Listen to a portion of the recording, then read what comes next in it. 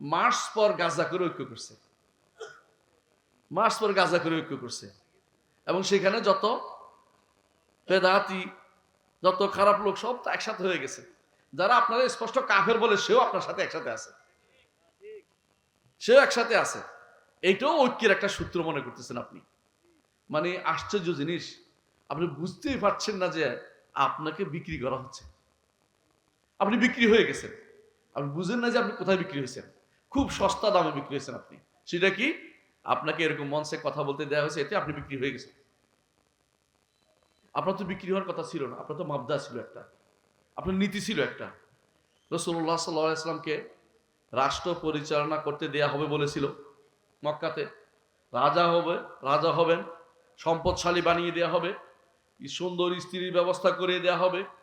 কিন্তু আমার নবী তাদের সাথে ঐক্য করেন নাই। কুল ইয়া আইয়ুহাল কাফিরুন লা আ'বুদু মা তা'বুদুন ওয়ালা আনতুম আ'বিদুনা মা আ'বুদু ওয়ালা আনা আ'বুদু মা আ'বাদতুম ওয়ালা আনতুম আ'বুদুনা মা আ'বুদ লাকুম দীনুকুম ওয়ালিয়া দীন।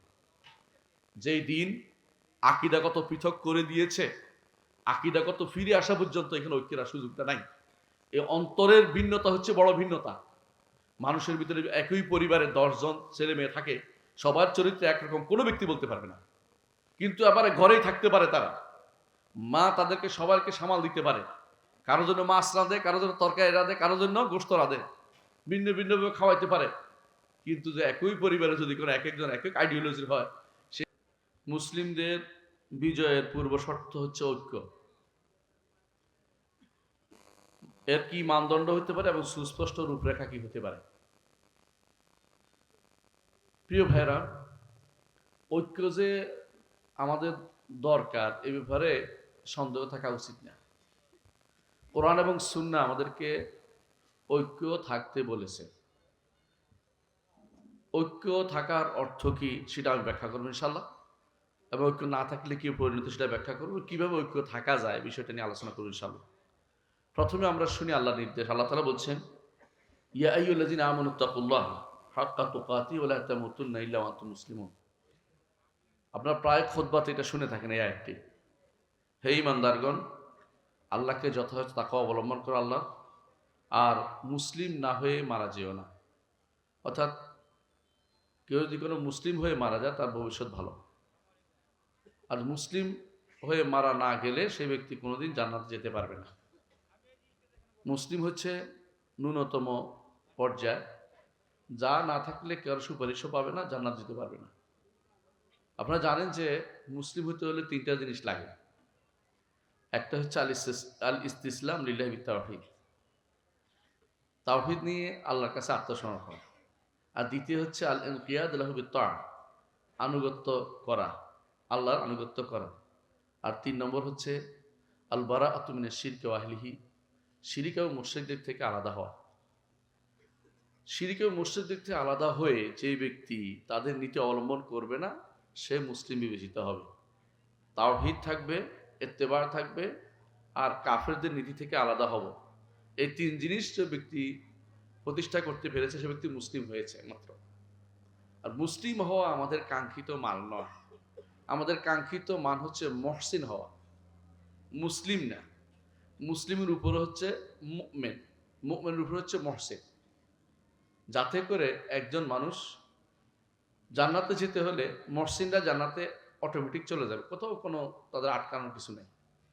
মুমিন যারা তারাও জান্নাতে চলে যাবে, বাকি থাকবে মুসলিমরা। কেউ জান্নাতে যাবে, কেউ কষ্ট করে যাবে, আটকা পড়বে, কারো সুপারিশ লাগবে, কিন্তু তারাও জান্নাতে যাবে। মানে আলটিমেট গোল হচ্ছে জান্নাত, সেখানে যেতে পারবে। মুসলিমের নিচে কেউ থাকলে সে জান্নাত যেতে পারবে না।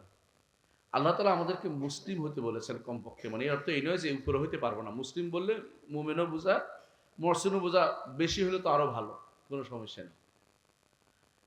এরপর আল্লাহ তাআলা বলছেন, ওয়াতাসিমু বিহাবলিল্লাহি জামিআন ওয়া লা তাফাররাকু, আর তোমরা আল্লাহর রজ্জুকে সবাই মিলে ধরে রাখো। ওয়া লা তাফাররাকু, মত বিচ্ছিন্ন হইও না, সততা বিচ্ছিন্ন হইও না। ওয়াজকুরু নি'মাতাল্লাহি আলাইকুম, আর আল্লাহর নিয়ামতকে স্মরণ করো যখন ইজ কুনতুম আ'দাআন, তোমরা শত্রু ছিলে। আরবের মুশরিকরা পরস্পর শত্রু ছিল, একে অপরকে ঘায়েল করত, লুট করত। আরবরা তো এরকমই ছিল রাসূলুল্লাহ সাল্লাল্লাহু আলাইহি ওয়াসাল্লাম আসার আগে, আমরা জানেন। ফাআল্লাফা বাইনাহুম, তোমাদের মধ্যে আল্লাহ মহব্বত ঢেলে দিয়েছেন। ফাআসবাহতুম বিনিআমাতি ইখওয়ানা, আল্লাহর নেয়ামতে তোমরা পরস্পর ভ্রাতৃত্বের বন্ধনে আবদ্ধ হয়েছ। ওয়া কুনতুম আলা শাফা হুফরাতিম মিনান নার, তোমরা ছিলে জাহান্নামের কিনারায়, অর্থাৎ মরলেই জাহান্নাম, মরলেই জাহান্নামে চলে যেতে। ফাআনকাযাকুম মিনহা, আল্লাহ এখান থেকে উদ্ধার করেছেন তোমাদেরকে। কাযালিকা ইউবাইয়িনুল্লাহু লাকুম আয়াতি লাআল্লাকুম তাহতাদুন, আল্লাহ তাআলা আয়াত বর্ণনা হেদায়েত প্রাপ্ত হওয়ার জন্য আয়াত বর্ণনা করেন। আমার নবী মুহাম্মদুর রাসূলুল্লাহ সাল্লাল্লাহু আলাইহি ওয়াসাল্লাম বলেছেন, আলাইকুম বিল জামাআহ, তোমরা ঐক্যবদ্ধ থাকো, ঐক্যবদ্ধ থাকো। ওয়া ইয়াকুমুল ফুরকা, সাবধান বিচ্ছিন্ন হইও না। ফাইন্না শাইতানা মাআল ওয়াহিদি ওয়া হুয়া মিনাল ইসনাইন আবাদ, একা থাকলে যেভাবে শয়তান কাউকে প্রলুব্ধ করতে পারে, দুইজন হইলে সেটা পারে না। আর যে ব্যক্তি জান্নাতের প্রশস্ত জান্নাতে যেতে চায়, সে যেন ইয়ালজামুল জামা, সে যেন জামাতকে আঁকড়ে ধরে, অর্থাৎ মুসলিমদের ঐক্যকে আঁকড়ে ধরে। রাসূলুল্লাহ সাল্লাল্লাহু আলাইহি ওয়াসাল্লাম আরো বলেছেন, লা ইন্নাল্লাহ লা ইজমা উম্মতি আলা দালালা, আল্লাহ তাআলা আমার উম্মতকে মিথ্যা কোনো পথভ্রষ্টতার উপর একত্রিত করবেন না। এবং ইয়াদুল্লাহ আলাল জামা, বা যারা ঐক্যবদ্ধ থাকবে তাদের উপর আল্লাহর হাত রয়েছে, আল্লাহর হাত রয়েছে, ঠিকই আছে, কোনো অপব্যাখ্যা করব না। ওমান সাদ্দা ফিন্নার, যে একাকী থাকবে ধীরে ধীরে জাহান্নামে যাবে।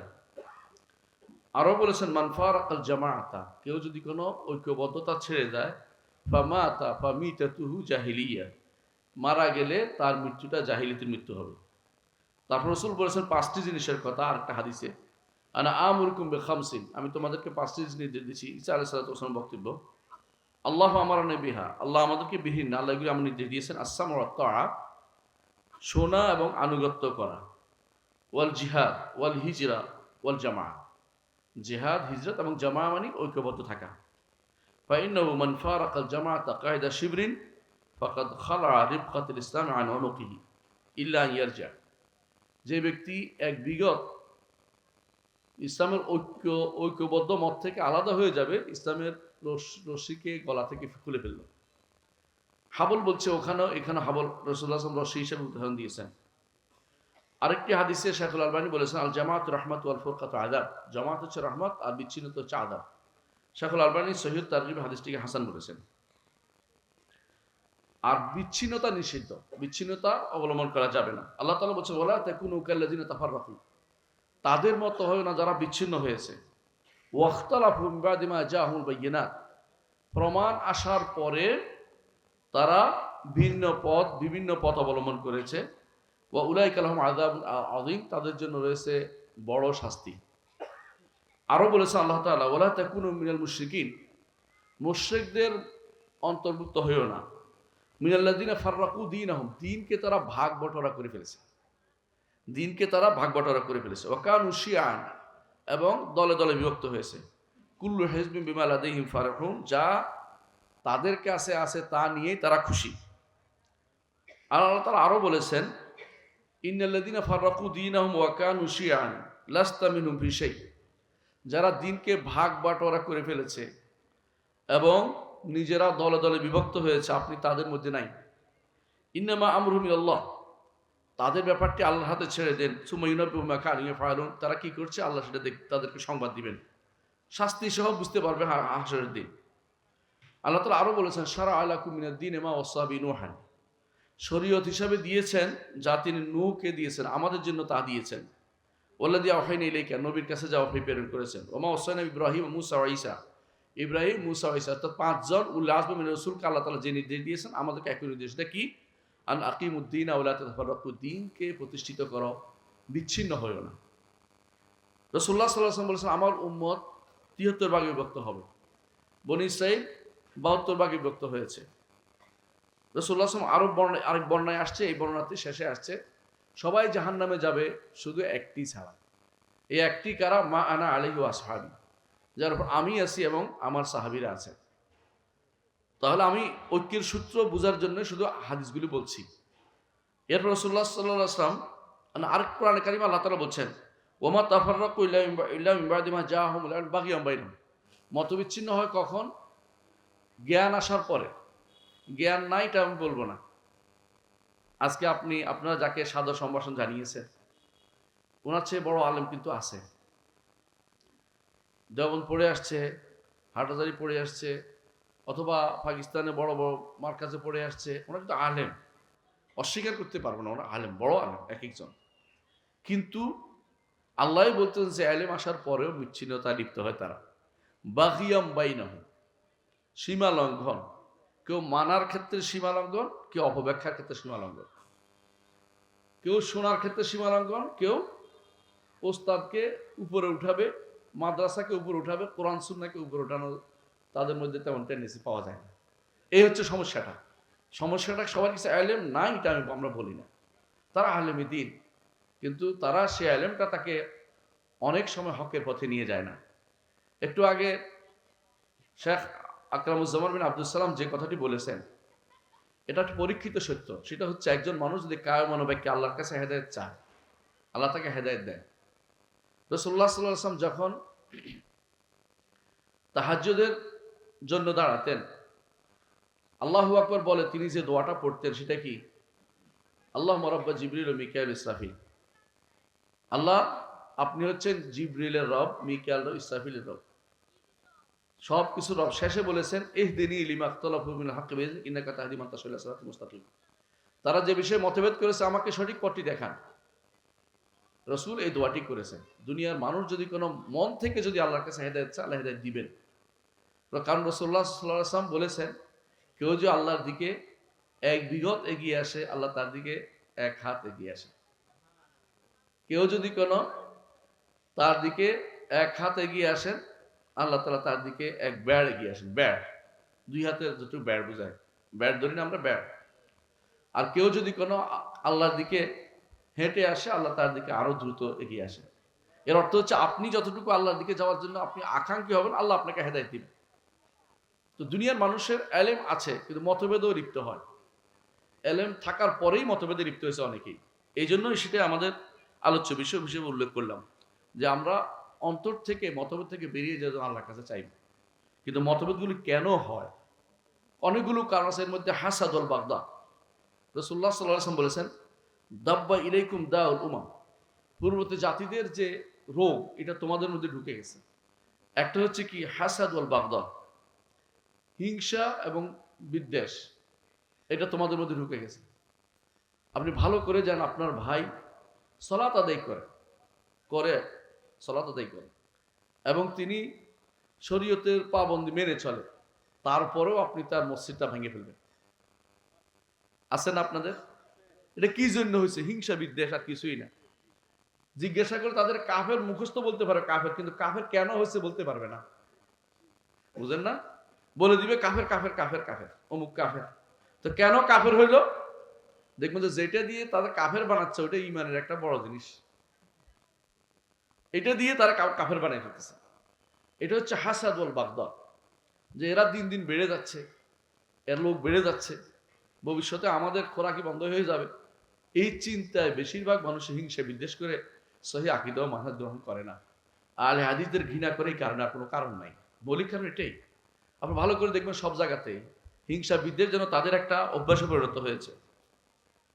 মূলত এই যে যে জায়গাতে মতভেদটা হইলো, বিচ্ছিন্নতা হইলো, এর মূল কারণ কিন্তু সাধারণ ভিন্নতা নয়, এর অন্তরের ভিন্নতা। অন্তরের ভিন্নতা, বিশ্বাসের ভিন্নতা। বিশ্বাসের ভিন্নতা যখন আসে তখনই মানুষের ভিতরে বড় ধরনের মতভেদ চলে আসে। এটার নাম হচ্ছে আকীদার ভিন্নতা। আকীদায় ভিন্ন থাকলে আপনি তার সাথে মৌখিক ঐক্য করলেও কিছুক্ষণ থাকবে, কিছুক্ষণ পর থাকবে না। হয়তো করবেন, লোক দেখানোর জন্য একটা ঐক্য হইতে পারে। ঐক্যের অনেকগুলো সূত্র তো আমরা দেখেছি না?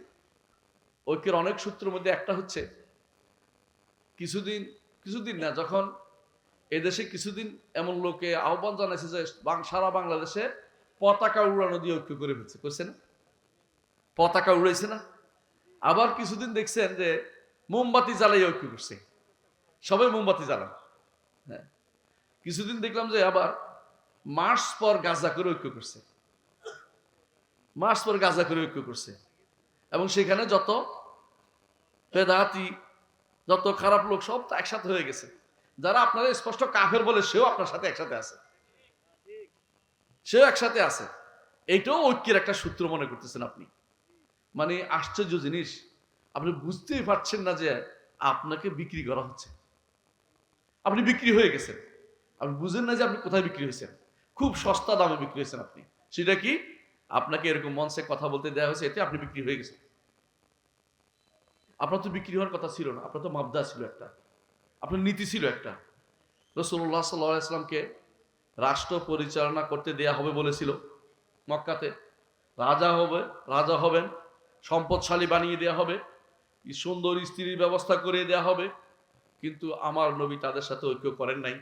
কুল ইয়া আইয়ুহাল কাফিরুন লা আ'বুদু মা তা'বুদুন ওয়ালা আনতুম আ'বিদুনা মা আ'বুদু ওয়ালা আনা আ'বুদু মা আ'বাদতুম ওয়ালা আনতুম আ'বুদুনা মা আ'বুদ লাকুম দীনুকুম ওয়ালিয়া দীন। যেই দিন আকীদাগত পৃথক করে দিয়েছে, আকীদাগত ফিরে আসা পর্যন্ত এখানে ঐক্যের সুযোগটা নাই। এই অন্তরের ভিন্নতা হচ্ছে বড় ভিন্নতা। মানুষের ভিতরে একই পরিবারে 10 জন ছেলে মেয়ে থাকে, সবার চরিত্র একরকম কোনো ব্যক্তি বলতে পারবে না, কিন্তু আবার ঘরেই থাকতে পারে তারা। মা তাদেরকে সবাইকে সামাল দিতে পারে, কারো জন্য মাছ রাঁধে, কারো জন্য তরকারি রাঁধে, কারো জন্য গোশত রাঁধে, ভিন্ন ভিন্নভাবে খাওয়াইতে পারে। কিন্তু যে একই পরিবারে যদি কোনো এক একজন এক এক আইডিওলজির হয়, সেখানে কোনোদিন একসাথে থাকা যায় না। যদি থাকে তাহলে মুনাফিকি করছে, বাস্তবতা কোনো মিল হইতে পারে না। সুতরাং মূল সমস্যা হচ্ছে আকীদার সমস্যা। আকীদার সমস্যার কারণেই কি হয়েছে? আকীদার সমস্যার কারণে কাদারি হয়েছে, আকীদার কারণে সমস্যার কারণে জাবারি হয়েছে। কাদারি বুঝেননি? তাকদির অস্বীকারী। প্রথম ইসলামে যে দল বের হয়েছে সে হলো কাদারি, তারপরে হলো জাবারি, মানে তাদের বিপরীতে। আমরা কিছুই করব না, জল পড়ে পাতা নড়ে, যেভাবে নড়ে সেভাবে নড়ে, আমার কোনো করণীয় নাই। লালন গোষ্ঠী ওদের মতো ইসলামে। এরপরে বের হয়েছে শিয়া, খারেজি, মুরজিয়া, এই জাতীয় যতগুলি বের হয়েছে, কেউ কিন্তু সূরা ফাতিহা পড়তে হবে কি হবে না এ নিয়ে মতভেদ ভাগ হয়নি। উম্মতের মধ্যে এই ভাগ ছিল না। উম্মতের মধ্যে আমিন জোরে বলা আস্তে বলা নিয়ে ভাগটা কোনোদিনই ছিল না। এটার মধ্যে মতভেদ ছিল, আলোচনার বিষয় ছিল, একে অপরকে সুন্দর করে বুঝাইতো। দলিল বেশি পাইলে কইতো আলহামদুলিল্লাহ আমার দলিলটা শক্তিশালী, এটা আলোচনার জায়গা ছিল। উম্মতের মধ্যে আকীদাগত যা যখনই বিরোধ এসেছে তখনই মানুষ ভাগ হয়ে গেছে। এই ভাগের কারণে আমাদের ক্ষমতা চলে গেছে। ওয়ালা তানাজালু ফাতাফশালু ওয়া তাযহাবা রিহুকুম, বিচ্ছিন্ন হয়ো না, ঝগড়া লিপ্ত হইও না, তাহলে তোমাদের ক্ষমতা চলে যাবে, তোমাদের শক্তি চলে যাবে এবং তোমরা হেরে যাবে। আজ আমরা মুসলিমরা হেরে গেছি একটি কারণ, আমরা আকীদাগত পরিশুদ্ধি অর্জন করতে পারি নাই। আকীদা ধামা চাপা দিয়ে দুনিয়ার সমস্ত কিছু দিয়ে এক করতে চান, আপনি কোনোদিন এক হবে না। আকীদা ধামা চাপা দিয়ে এক হওয়া যায় না, আকীদাটা পরিশুদ্ধ হতে হবে। আর সুন্নাহর ব্যাপারে ছাড় দেওয়া যাবে না। রাসূলের সুন্নাহ দিয়েই আপনাকে ঐক্য করতে হবে, সুন্নাহকে ফিরে আসতে হবে, আকীদাতে ফিরে আসতে হবে, আকীদা এবং সুন্নাহ দিয়ে আপনাকে ঐক্যের জায়গায় যেতে হবে।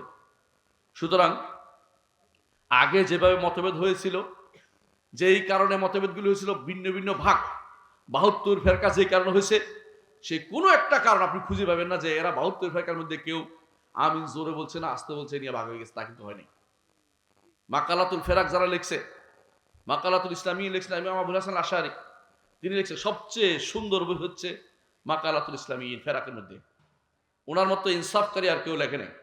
প্রত্যেকে তার দলকে আহলুস সুন্নাত বলেছে, কিন্তু মাকালাতুল ইসলামীর মধ্যে তিনি প্রত্যেকের কথা তুলে ধরেছেন, আহলুল হাদিসদের কথাও তুলে ধরেছেন, সঠিক তথ্যটা তুলে ধরেছেন তিনি সেখানে। এজন্য ইবনে তাইমিয়া রাহমাতুল্লাহ আলাইহি বলতেন যে সবচেয়ে সুন্দর মাকালাত মধ্যে সবচেয়ে সুন্দর বই লিখেছে ইমাম আবুল হাসান আশআরী রাহমাতুল্লাহ আলাইহি। কারণ কেউ ইনসাফ করে না, তিনি ইনসাফ করেছিলেন কথা বলে। যদিও তিনি এই গ্রন্থটা লিখেছেন ফিরে আসার পরে, যখন তিনি কুল্লাবিয়া মত থেকে ফিরে এসে নিজে সুন্নাহর পথে চলেছেন, আবু বকর আস-সাজি রাহমাতুল্লাহ আলাইহির পথে চলেছেন। বারবাহারির সাথে তার সাক্ষাৎ হয়েছে। বারবাহারি তাকে বললেন যে তুমি হাদিস শিখো নাই, তো কিছু শিখতে পারো নাই।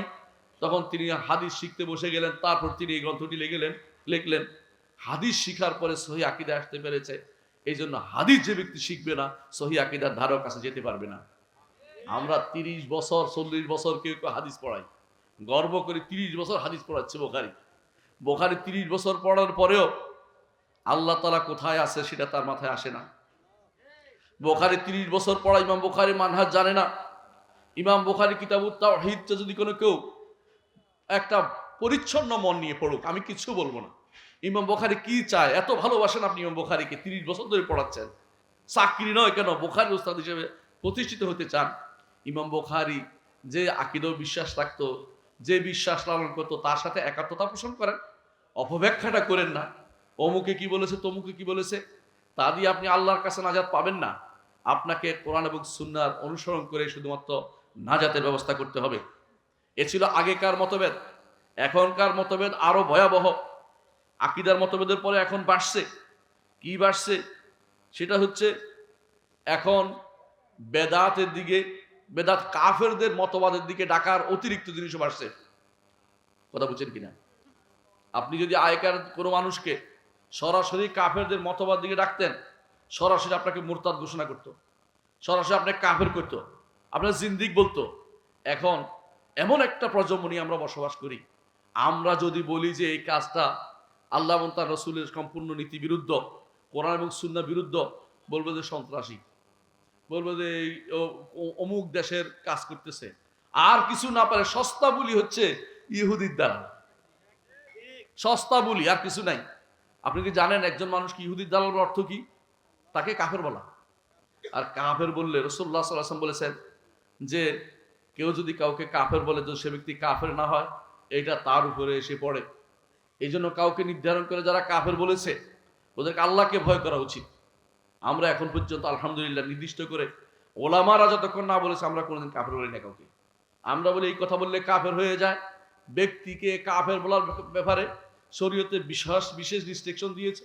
এই রেস্ট্রিকশন আমরা মেনে চলি। শরীয়তে বলেছে শর্ত পূরণ, বাধা দূরীকরণ, দুইটা ছাড়া ব্যক্তিকে আমরা কাফের বলি না। এটাই শরীয়তের নির্দেশনা। কারণ আমি যদি কোনো প্রধান মুফতি হইতাম, সেটা বলার অধিকার আমার থাকতো। প্রধান মুফতি ছাড়া কেউ এটা কোনোদিন যেন না বলে। এই যে বর্তমান যে অবস্থা দাঁড়িয়েছে, মূল কারণ হচ্ছে আমরা আমাদের দিন সম্পর্কে অজ্ঞ রয়ে গেছি।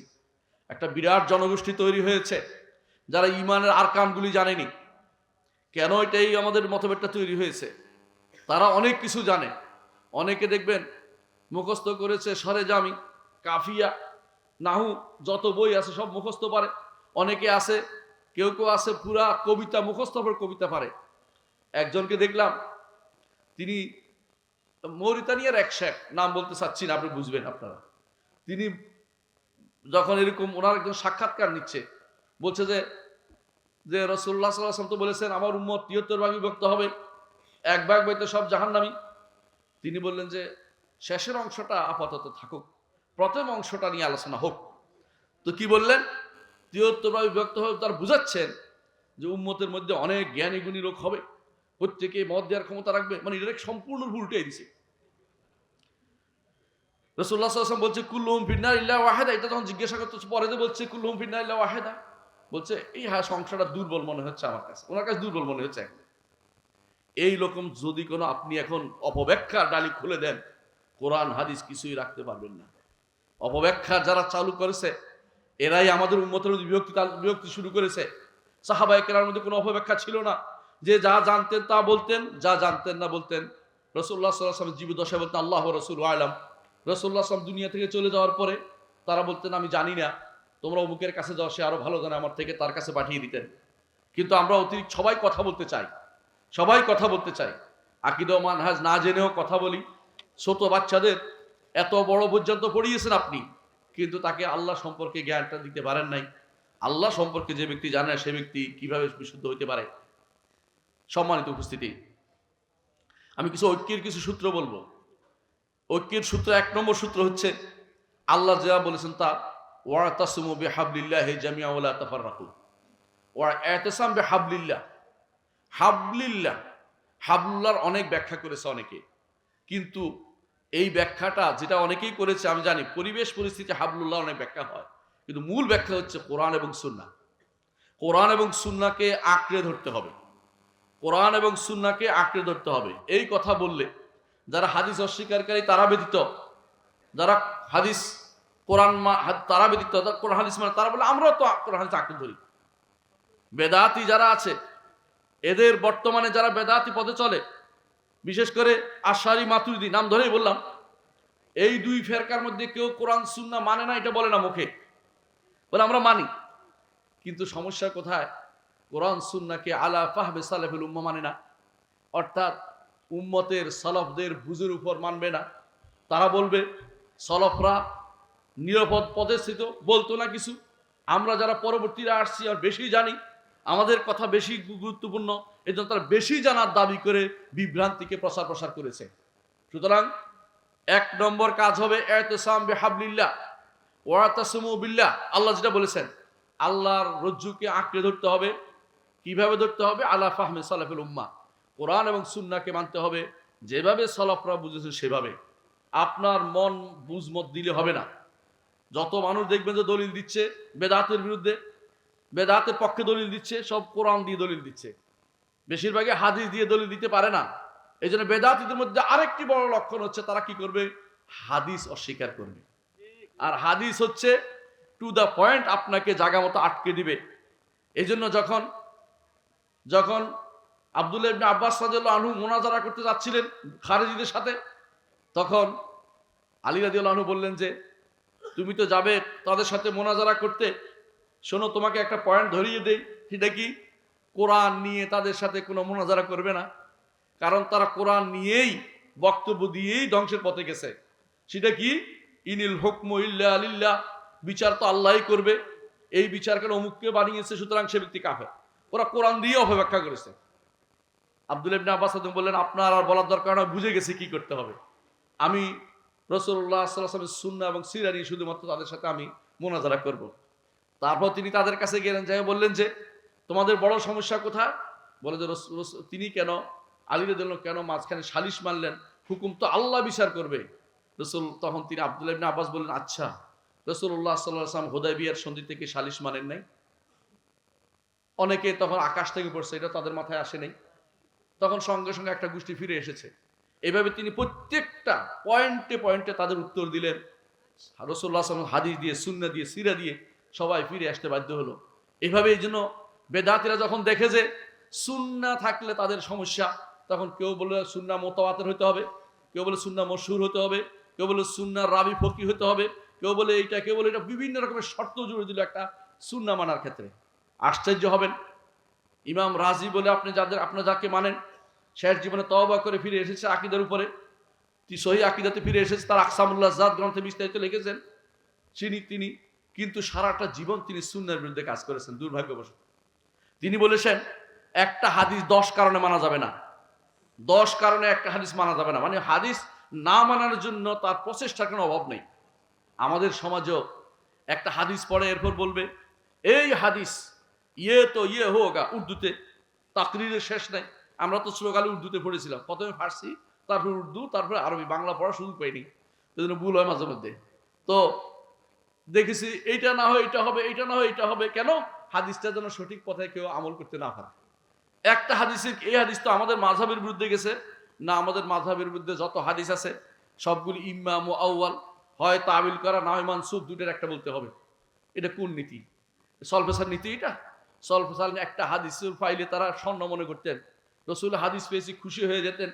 আব্দুল্লাহ ইবনে মাসউদ রাদিয়াল্লাহু আনহু যখন তিনি একটা মাসালার উত্তর দিলেন, একজন দাঁড়িয়ে বললেন যে বেরোয়া বিনতে ওয়াশিকে মহিলার মাসালাতে রাসূলুল্লাহ সাল্লাল্লাহু আলাইহি ওয়াসাল্লাম এরকম একটা ঘোষণা, এরকম একটা ফয়সালা করেছিলেন।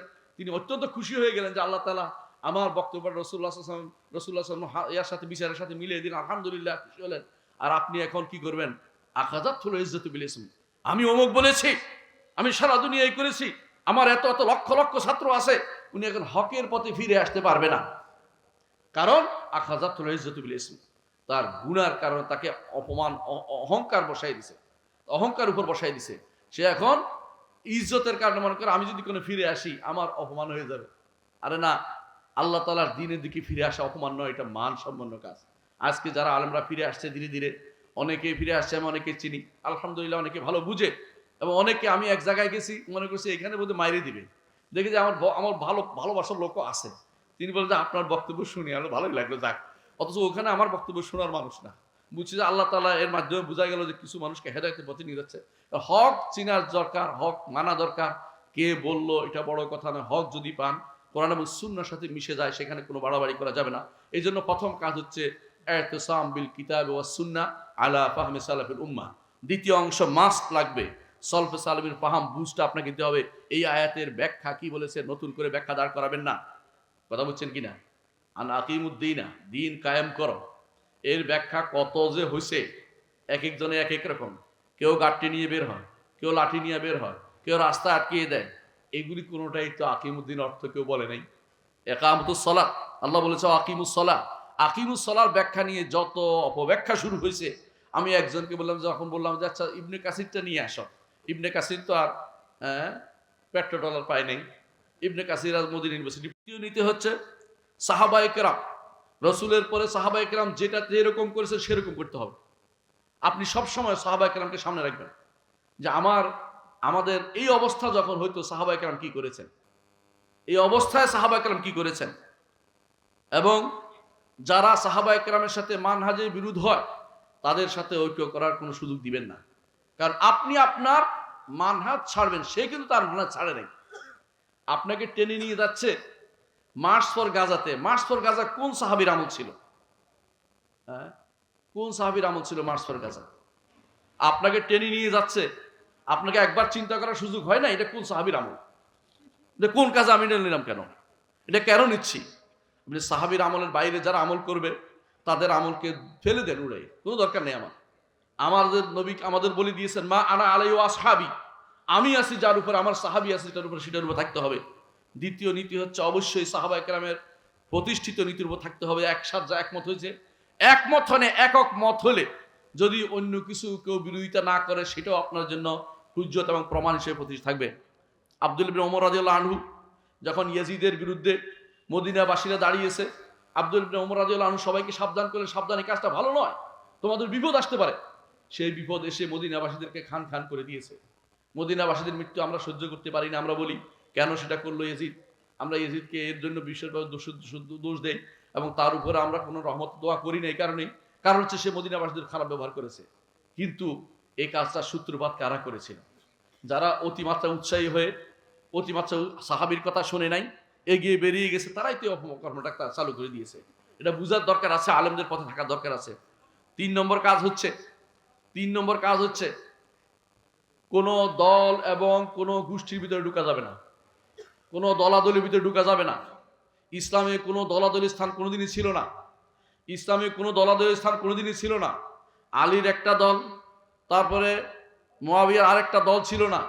এরা ছিল পরস্পর, তারা ছিল পরস্পর এমন জায়গায় যাওয়ার জন্য যে এই তিনি চেয়েছেন এটা হক প্রতিষ্ঠা করতে, তিনিও চেয়েছেন হক প্রতিষ্ঠা করতে। দুজনে হক প্রতিষ্ঠার চিন্তা ছিল, কিন্তু দলাদলির ভাগ ছিল না।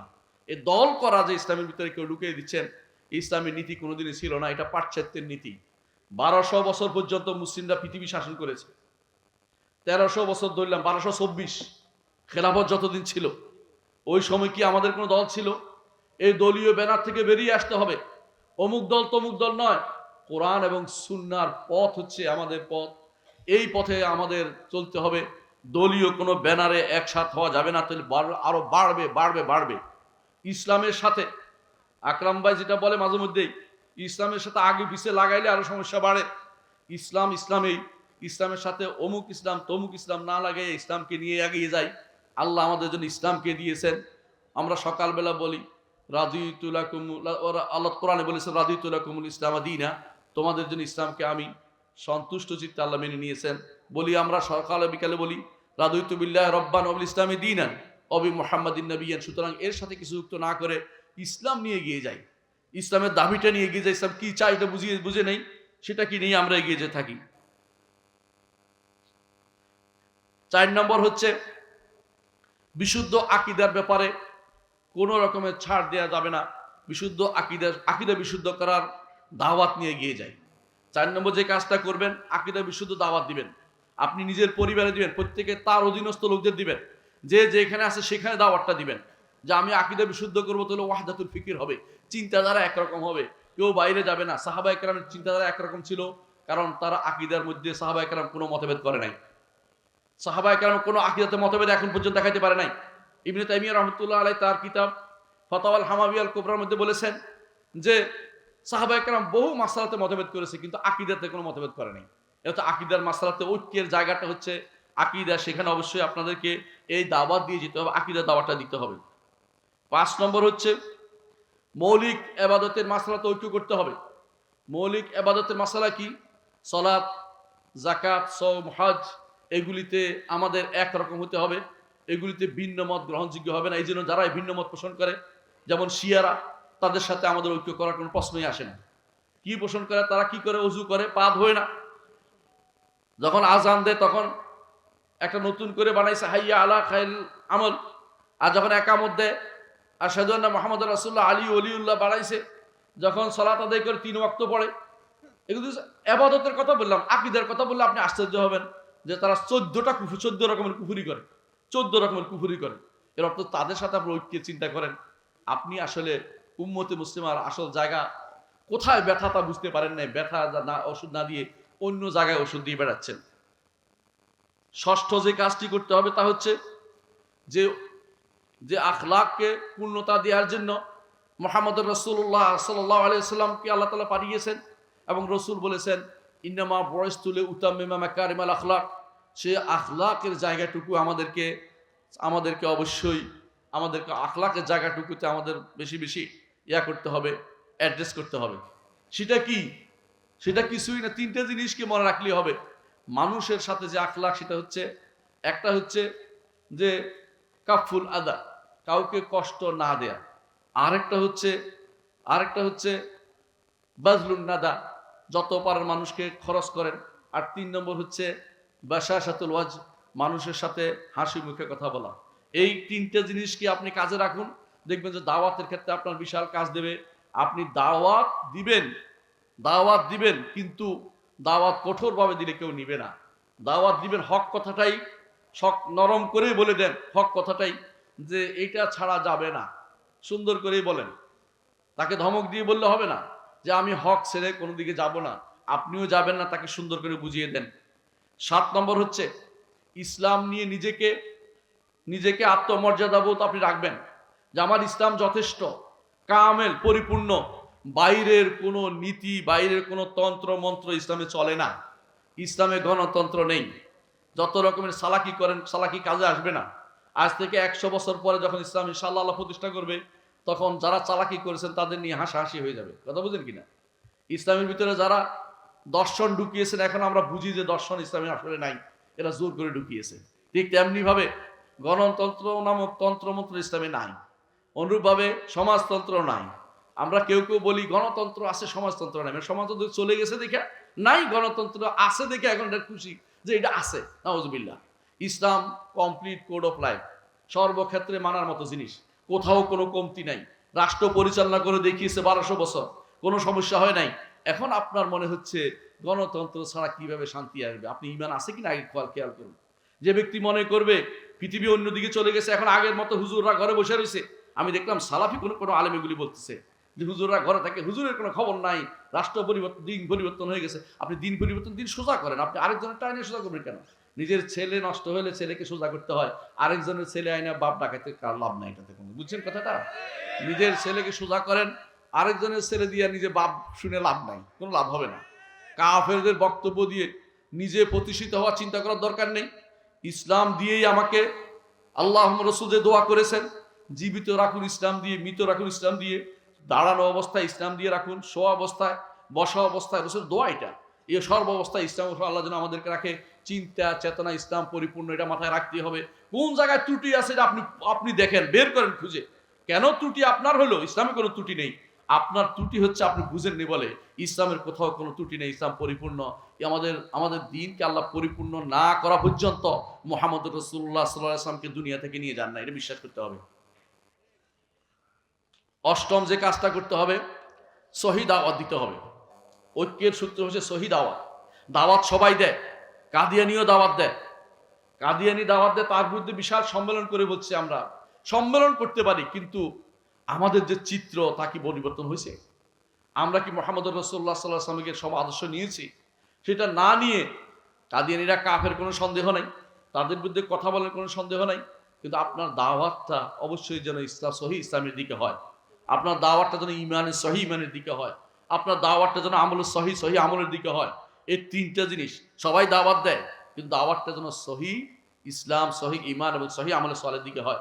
অর্থাৎ আমলের সলের দিকে যেন আপনার দাওয়াত হয়, সহি যেটা বানানো আমলের দিকে যেন দাওয়াত না হয়, বানানো হাদিসের দিকে যেন দাওয়াত না হয়, আপনার দাওয়াত যেন হয় বিশুদ্ধ হাদিসের দিকে, সেটা আপনার খেয়াল রাখতে হবে। 9 নম্বর ঐক্যের সূত্র হচ্ছে শাআইরুল ইসলামকে আপনি হেফাজত করবেন। ইসলামের মৌলিক নীতি যেগুলি আছে সেগুলিতে কোনো রকমের অন্য কিছু ঢুকার চিন্তা করবেন না, ঢুকতে দিবেন না। সালাতের পরেই আল্লাহুম্মা আমিন, সালাতের এরপরে কিছুক্ষণ চুপ থেকে বিরহমাতিকা ইয়া আরহামার রাহিমিন। বুঝলাম না এতক্ষণ উনি কি বললেন, কি বললেন, কি ঐক্য করবেন তিনি?